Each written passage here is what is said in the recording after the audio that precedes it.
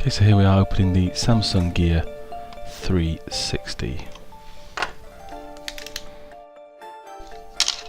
But let's see what the quality's like. Okay, a little bit bigger than I thought. Okay, it feels nice. Sturdy little tripod. Got the menu and the back button on the side, maybe a microphone, and an on record button at the top. Two lenses at the front and the back. Open up here, and this is where the battery, SD card goes, and the charging cable, I would imagine. And it's got a nice little rubber seal on, so with an IP53 rating. This means that it's protected from the ingress of dust, so don't be putting it in the bath. It's got 3840 by 1920 video with two f2 lenses, quite a sturdy little tripod, and time-lapse with 360 event logging.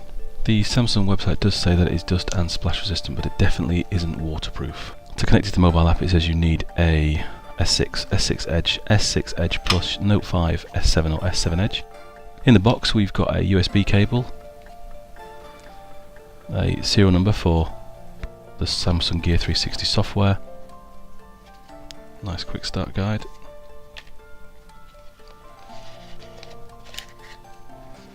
looks like we've got quite a nice quality little bag to probably keep it all in.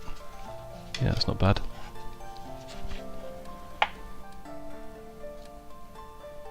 A strap. Looks like a cleaning cloth. Yep, little lens cloth in there. What else we got in there? And also the battery. This is a 1350 milliamp hour battery. Quick look at this. That's quite nice. Fairly cheap feeling. It's okay. It's a really standard USB cable.